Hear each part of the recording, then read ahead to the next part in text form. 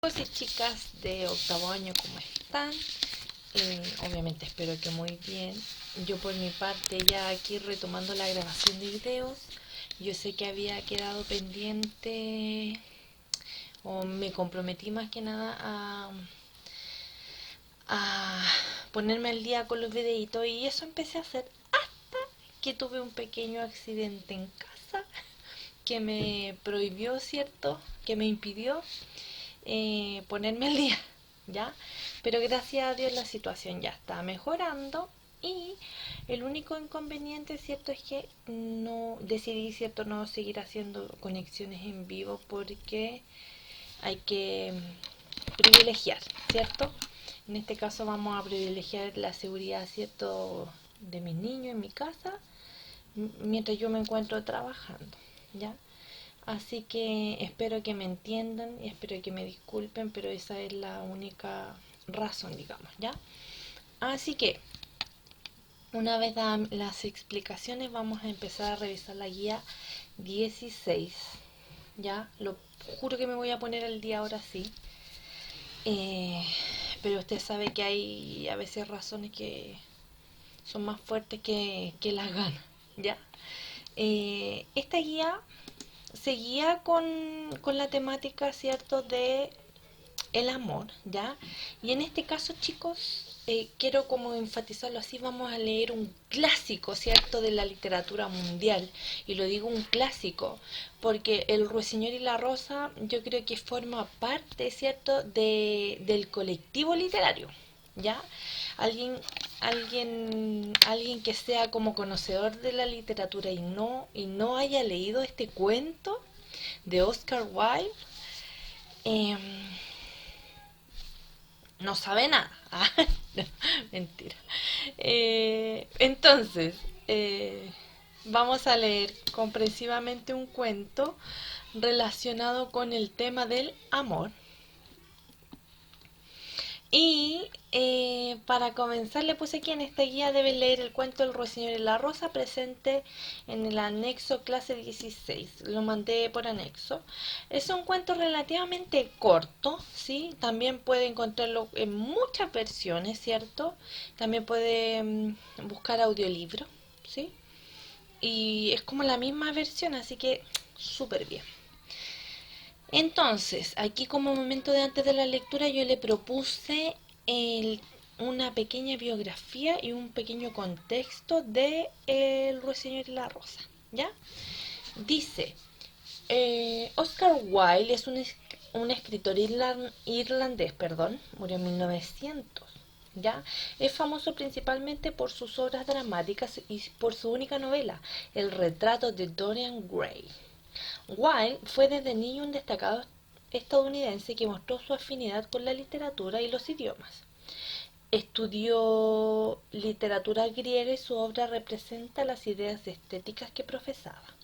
El esteticismo que sostiene que el fin del arte es la belleza por sobre otros aspectos como por ejemplo reflejar la realidad o dejar una enseñanza. Esta creencia es también una forma de vida que lleva a Wilde a vestirse de forma extravagante para la época, a mostrarse ingenioso y agudo en sus dichos, lo cual lo llevó a ser una celebridad durante un tiempo. Bien, con esto yo me acordé que el año pasado nosotros leímos a Oscar Wilde con el famoso cohete. Y en esa oportunidad yo les hablé sobre lo excéntrico que era él y cómo su forma de vida, cierto, lamentablemente influyó en que él lo acusaran de sodomía, ¿cierto? Y que además lo relacionaran en una relación homosexual, ¿cierto? Con otro hombre, ¿lo recuerda? Y a raíz de eso perdió a sus hijos, ¿ya? El contexto del Ruiseñor y la Rosa. Este cuento fue publicado en 1888 y es parte de una colección de cuentos llamada El Príncipe Feliz y otros cuentos que estaba dedicado a sus hijos.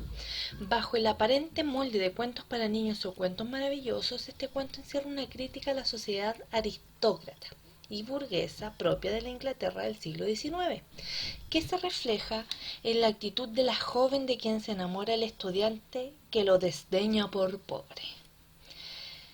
Esta parte se responde de manera oral, ¿verdad? ¿Qué creen que ocurrirá en el cuento entonces? Uno, estamos en la unidad de amor, ¿cierto?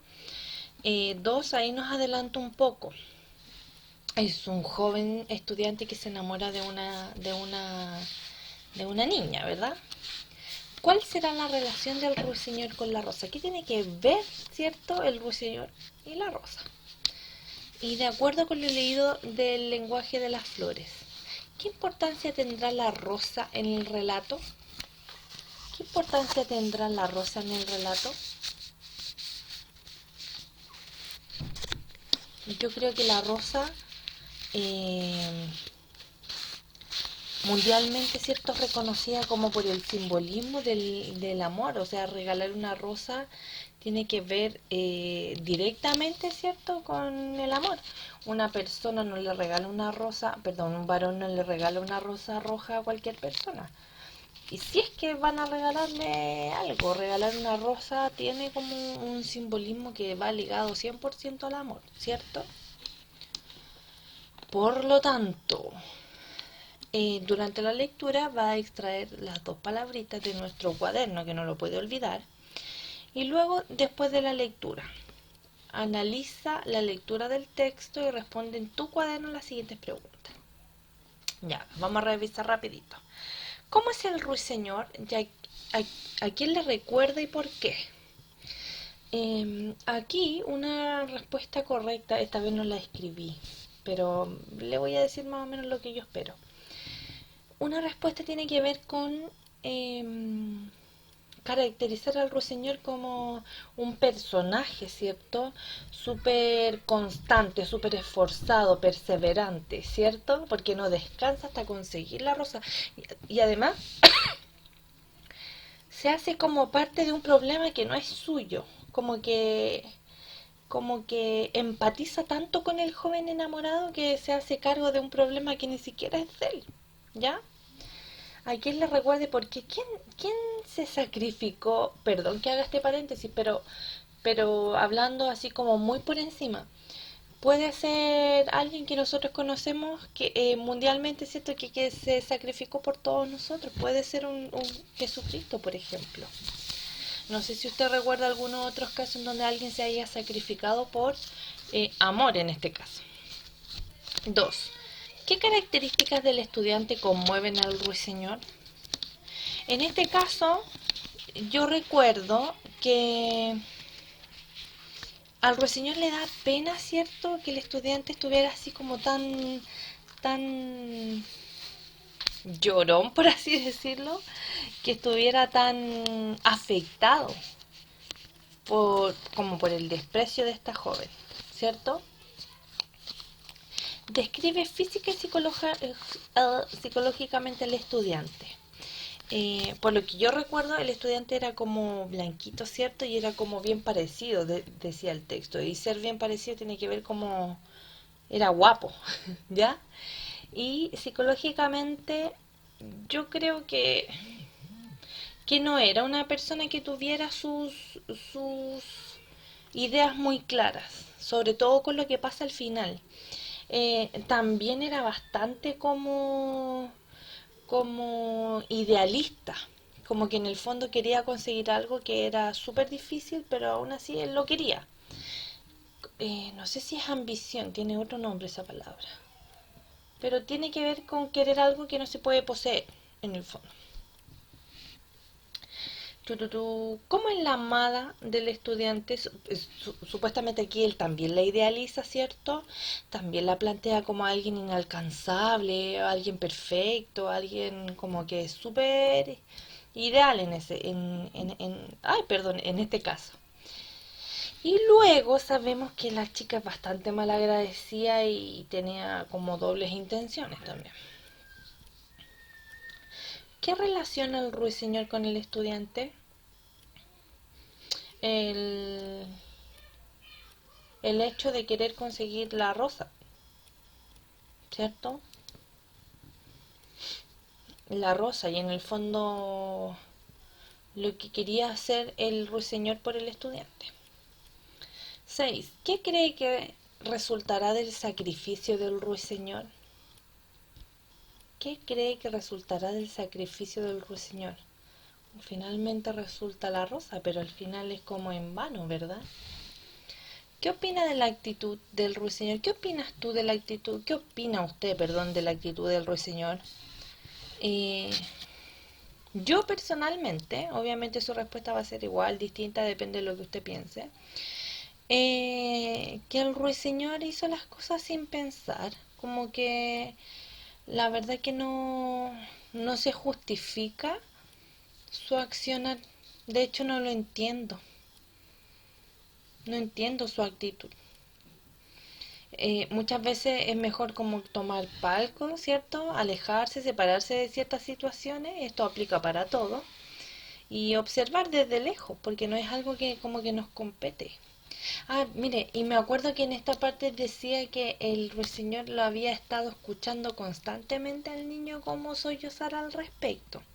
Entonces, al final creo que la insistencia fue que convenció al ruiseñor de que este amor era como ya el amor más grande que una persona puede sentir en la tierra. Pero bueno, eh, ¿qué características tiene la sociedad en la que está ambientada la historia? Y estamos hablando de una sociedad, ¿cierto?, del siglo XIX en Inglaterra, en donde la aristocracia, ¿cierto?, tenía muchos privilegios. Y aparte de tener muchos privilegios, este, esta sociedad barroca, ¿cierto?, de la alta sociedad, vivía de las apariencias muchas veces y llena de lujo, y la verdad que me acuerdo principalmente que Oscar Wilde eh, tenía supuestamente este amigo que era su pareja homosexual, que recibía como por decir mesada de su padre. Y el padre, al enterarse de que tenía esta amistad con Oscar Wilde, se la quitó. Y por lo tanto, como que lo condenó a vivir en la miseria. Entonces era una sociedad que también vivía como de las apariencias, como le dije anteriormente, porque si tú tienes una situación buena y esa situación es buena porque tú te la costeas bajo tus propios medios, súper. Pero si esa situación buena la tienes porque alguien más te la costea, entonces estamos mal, porque ni siquiera es algo que venga de tu esfuerzo. Bueno, eso es como una crítica. Eh, Compara la visión de amor que tiene tanto el joven enamorado como el ruiseñor. Justifica tu respuesta y ejemplifica. Yo creo que ambos tienen una visión de amor súper idealista, y además de idealista es como súper poco ejecutable, como, como súper poco probable, a eso voy. En este caso, el amor del joven era un amor obsesivo, ¿ya? Y el amor del ruiseñor era un amor sacrificado. O sea, era capaz de hacer cualquier cosa, en este caso por amor al joven, ¿ya? Ahí usted ejemplifica con el texto.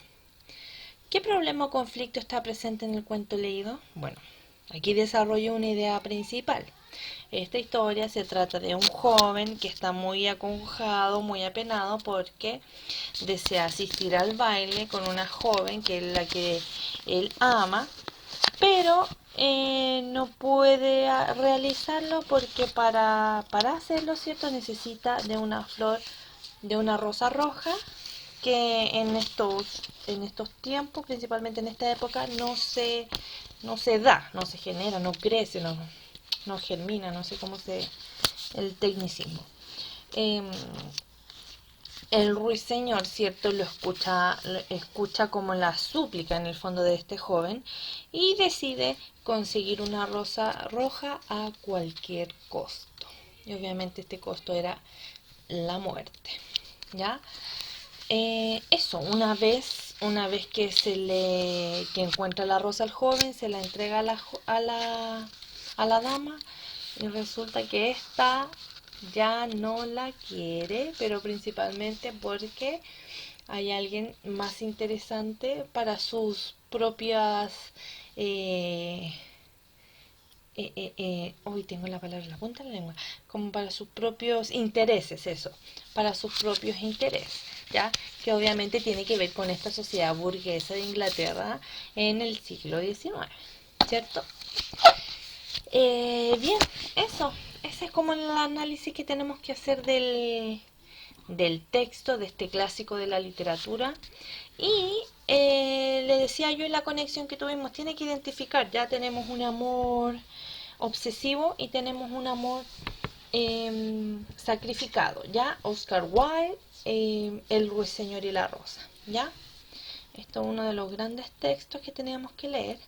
Y luego, en la guía número 17, teníamos que comparar dos cuentos. Dos cuentos que a mí también me gustan mucho, ya, pero quizás menos que El ruiseñor y la rosa. Porque también abordan y desarrollan un tipo de amor, ¿cierto? En este caso tenemos como un amor un poco también sacrificado. En este caso parece que son los dos sacrificados, ¿cierto? Sí, bueno, algo recuerdo. Ya, vamos a leer y comparar dos cuentos desde el punto de vista del tema presentado, ¿ya? Y en esta guía debe leer el cuento El halcón y el regalo de los Reyes Magos y ambos textos se fueron anexos, ¿verdad? Entonces aquí yo le puse un segmento que se dice Aprendamos. Nos dice quién es el narrador, anote ahí. El narrador es la voz ficticia que relata las acciones desde un punto de vista que puede corresponder a un personaje o a una voz externa que no participa en las acciones. Si es una voz externa puede ser un narrador omnisciente y si participa en las acciones puede ser un protagonista o testigo. ¿Ya? Entonces, ¿cuál es el narrador omnisciente? Recuerde esto, yo sé que usted ya lo ha visto en cursos anteriores. El narrador omnisciente es el dios de la narración. Ya es ese ente que todo lo ve, todo lo escucha, todo lo sabe, todo. Domina todo el mundo narrativo y conoce lo que hacen y lo que sienten también los personajes. Asume un punto de vista externo, no participa, no es un personaje del relato y generalmente corresponde a un narrador en tercera persona. Yo, tú, él. Habla desde él o ellos. ¿Ya? Ya. El narrador protagonista tiene un punto de vista limitado ya que participa del relato, ¿sí? Y, y cuenta lo que sabe de los personajes, ¿ya? Pero relata su propia historia, por tanto se identifica por el uso de la primera persona gramatical, yo. ¿Ya? Narrador protagonista, el protagonista cuenta, por lo tanto no sabe lo que piensan o lo que sienten los otros personajes, ¿ya? Y está narrado además en primera persona porque lo cuenta desde el yo. Y el narrador testigo es un personaje de la historia que no tiene el rol protagónico, conoce las acciones de la que fue testigo, cuenta solo lo que ve y lo que sabe. Y lo narra en primera persona, pero cumple un rol espectador. ¿Ya? Entonces, ¿se acuerda de Watson? Un narrador testigo. Ya, por aquí también hablábamos de la estructura de la narración. ¿Ya? Y a modo de recordatorio, sabemos que la narración tiene una situación inicial, una complicación o un problema, tiene acciones, estas acciones se resuelven y luego hay una situación final. Ya no nos vamos a plantear en el típico inicio, desarrollo y desenlace, sino que usted sabe que es un poco más complejo que eso. Hay una situación inicial, luego hay un problema, acciones que desarrollan el problema, resolución del problema y finalmente la resolución del problema, la situación final, ¿ya? Entonces, pucha, ya lo expliqué, ya, la situación inicial, se presentan los personajes que el espacio donde ocurre el relato. La complicación o problema, se quiebra la calma o la situación inicial y se desencadenan las acciones. Acciones son los acontecimientos o el actuar de los personajes. Resolución, se soluciona el problema o la complicación y sobreviene el final. Situación final, estado en que se encuentran los personajes luego de resolver la situación del problema. Bien, en este punto usted tenía que leer los dos textos que también está presente en varias versiones, texto que también lo puede encontrar incluso en videitos en YouTube, ¿ya? Entonces, yo le preguntaba a usted, antes de empezar, ahí, ¿qué estaría dispuesta a hacer por alguien que amas? Y no me refería necesariamente al amor de pareja. ¿Qué estaría dispuesto a hacer usted? Observe las siguientes imágenes y realice una predicción de ambas obras. Bueno, si tengo que predecir, en ambos ciertos relatos hay dos personas, por aquí están cocinando algo, y por el otro lado hay una pareja de enamorados y parece que se dan un regalo. Algo así. Bien, por aquí me va a poner dos palabras y luego por acá, después de la lectura. Estoy tratando de ir un poquito rápido, por eso estoy como dispersa. ¿Cuál era el bien más preciado de los amantes en ambas historias? En el caso del halcón, el bien era el halcón, ¿cierto? Y en el caso de los Reyes Magos era el cabello y el reloj, ¿sí? ¿Eran necesarios esos sacrificios? ¿Qué cree usted? Yo creo que no, para nada. Ni en el primer caso del halcón tendría que sacrificar su halcón y en el otro se entendió que ni el pelo ni el reloj era necesario sacrificarlo, bajo mi punto de vista. Al final uno se quedó sin otro, pero ese otro se quedó con el regalo del otro. Fue un entuerto. ¿Son valorados estos gestos por parte del ser amado? Mire, yo me acuerdo que en el caso del halcón no era valorado después de tantos años de amor, no, para nada. Y en el caso del de los Reyes Magos parece que percibo que sí. No recuerdo bien, lo voy a tener que volver a leer. ¿Qué demuestran los protagonistas de estos cuentos al amado y a ellos mismos al realizar tales actos? Matar al halcón, vender el pelo, vender el reloj. ¿Qué demuestran? Demuestran el sacrificio que están dispuestos a hacer por la otra persona y a ellos mismos. No sé, yo creo que lo capaces que son, lo capaces, lo, ay, no sé cómo decirlo, pero es como lo cap lo que son capaces de hacer, ¿cierto? Por amor o por expresarle su amor, eso. Si estuviera en el lugar de los personajes, ¿qué es lo que más le costaría dejar? ¿Sería capaz de desprenderse de eso? Bueno, sí, yo creo que sí, aunque me cuestionaría mucho si es que la otra persona lo va a valorar. Es eso, como que en general, siento que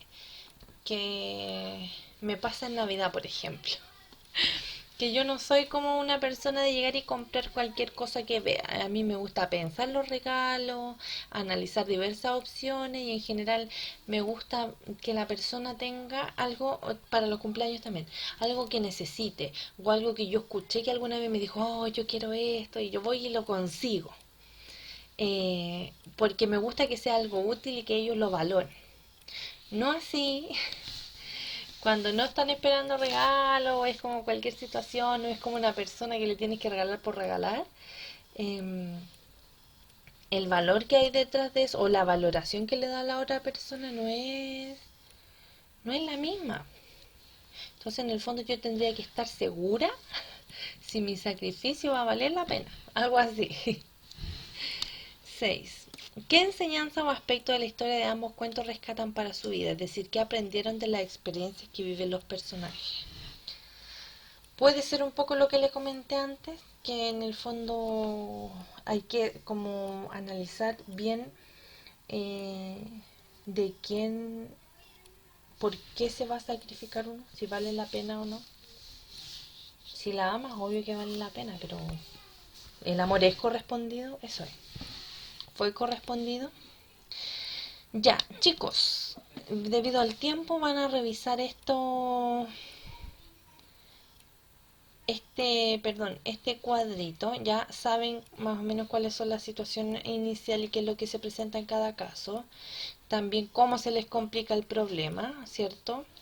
Aquí tenía que ver con, en los Reyes Magos tenía que ver con que se tenía que dar un regalo como por la ocasión especial, y en el Halcón tenía que ver como por lo que él tenía que ofrecer como para no quedar mal, ¿cierto? Bueno, punteé algunas acciones, luego planteé la resolución, la situación final y el tipo de narrador. Bien. Seguimos. Guía 18, el amor en la poesía. Y aquí, en esta guía, ya entramos un poco de plano a lo que es como la temática relacionada, ¿cierto?, con el amor. Y el texto, ¿cierto?, que nos permite expresar este sentimiento. ¿Sí? Entonces aquí tenía como por objetivo interpretar el sentido global de un poema de amor. ¿Ya? Dice así. En la poesía se expresan diferentes tipos de sentimientos y experiencias que se relacionan con los temas que más conmueven o impresionan a las personas. El amor, la muerte, la amistad, la confianza, la soledad, la belleza, entre otros. Son temas que en algún momento nos conmueven a todos los seres humanos para disfrutar. Para disfrutar y aprender de la poesía es necesario comprender completamente lo que expresa el hablante en relación con un tema. Comprender completamente lo que se expresa en un poema en relación con un tema es mucho más que comprender cada palabra o cada verso. Se trata en realidad de construir un sentido global a partir del poema, es decir, crear una explicación personal basada en el poema de cómo se caracteriza o explica un tema determinado. Y aquí me gustaría detenerme en la explicación de que el sentido global se lo da a usted. Las interpretaciones de los poemas. Yo siento que el lenguaje figurado, el lenguaje poético es tan complejo de entender que yo puedo tener una interpretación y otro profesor puede tener otra.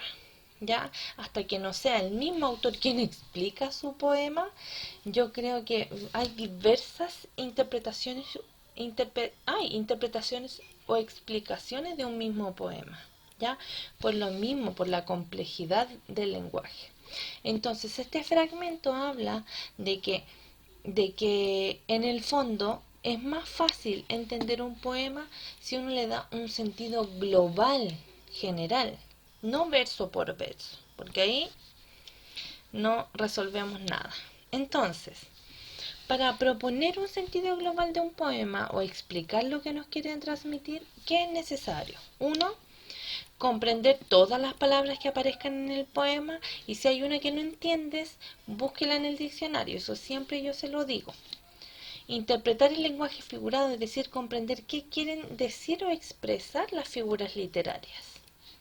Identificar de qué se habla y qué se dice de ello.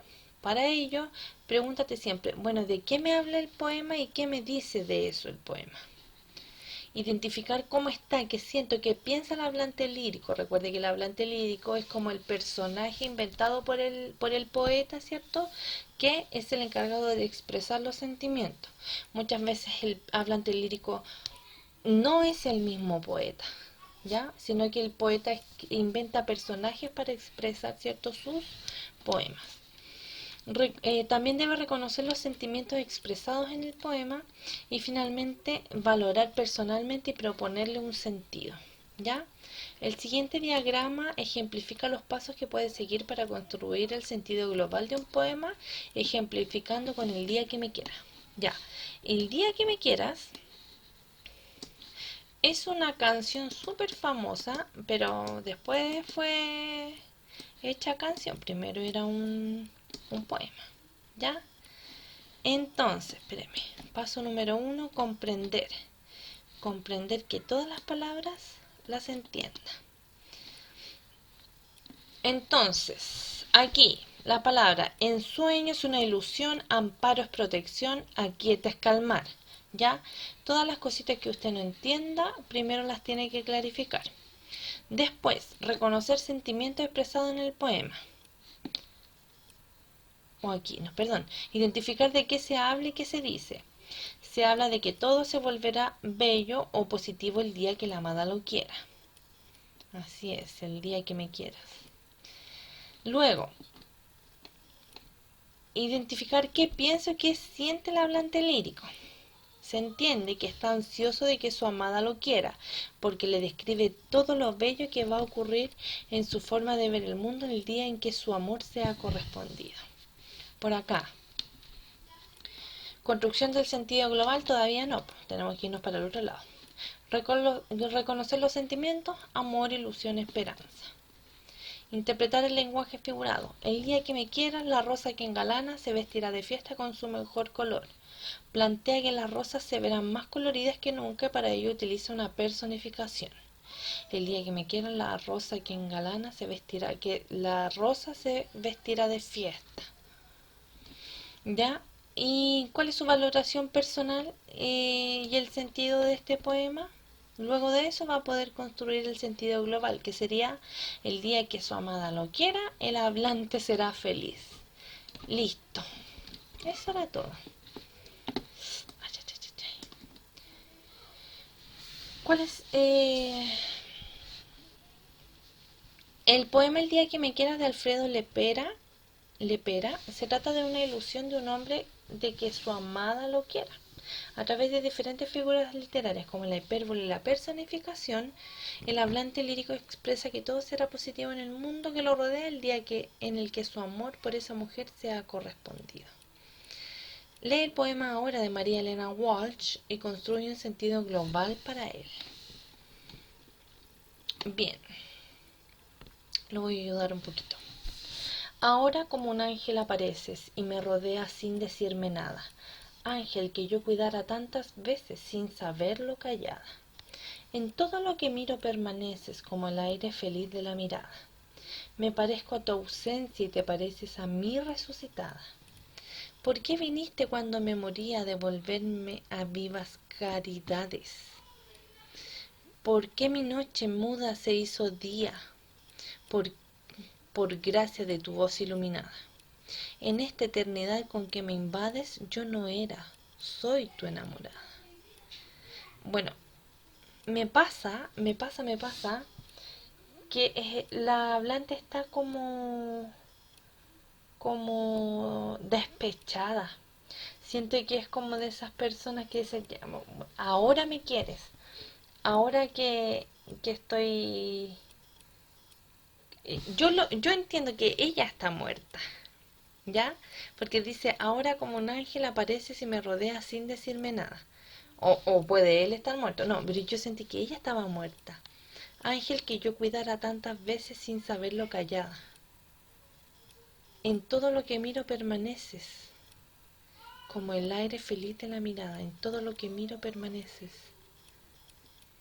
Me parezco a tu ausencia y te pareces a mí. Me parezco a tu ausencia. Esa parte dice que está muerta, porque ahora se parece a nada. Ahora está muerta. Y te pareces a mí resucitada. Y que en el fondo tú ahora estás feliz, algo así, porque viniste cuando me moría, a devolverme a vivas caridades. Como que llegó al final quizás a decirle algo, pero ya era demasiado tarde, porque mi noche muda se hizo de día. Y en ese momento él habló con ella. Y en ese instante ella se sintió como iluminada. Y en esta eternidad con que me invades tiene que ver con la muerte, porque la muerte es supuestamente eterna. Yo que no era, soy tu enamorada. Y me deja para pensar que en el fondo ahora los dos están muertos, parece.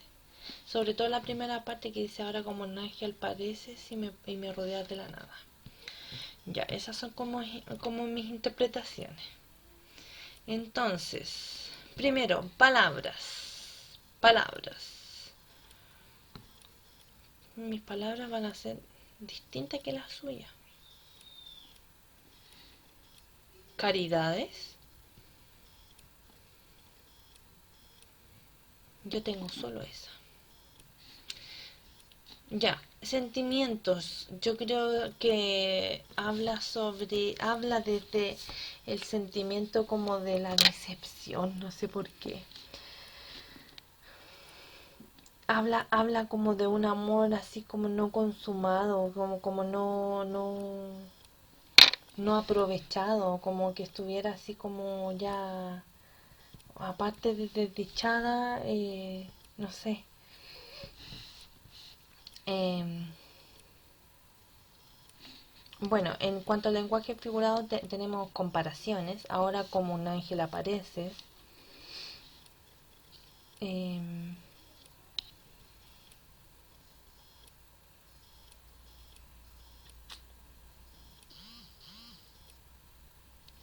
Ay, perdón, estoy como todavía analizando el poema.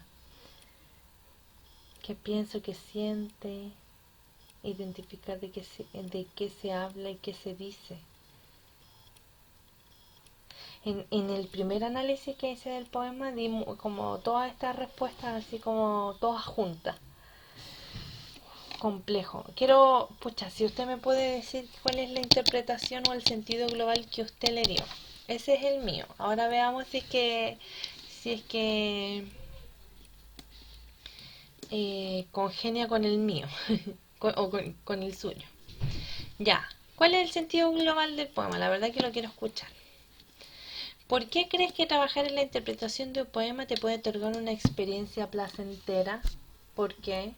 Oh, yo creo que tiene que ver con lo que le decía al principio. El lenguaje figurado es tan interpretativo, el lenguaje poético es tan difícil de entender que darle una interpretación global a un poema ayuda mucho a comprender el poema, porque en el fondo, bueno, y ver si esa comprensión también es como común, como con tu entorno, si es que todos entienden lo mismo del poema. Y eso se generaba como mucho en las clases, que uno era capaz como de llegar a un sentido global con las respuestas de los compañeros. Y la verdad que siempre lo lográbamos. ¿Por qué crees que leer poesía podría aumentar tu conocimiento del mundo? Esta es una respuesta netamente personal.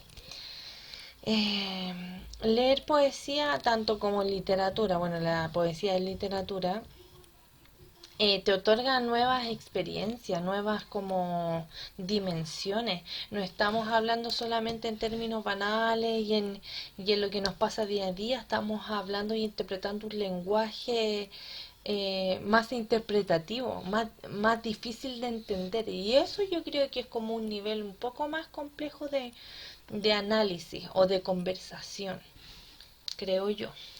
¿Ya? Eh, Pucha, no quiero completar esto porque siento que usted me tiene que ir dando como sus aportes porque no quiero que se quede con mi respuesta.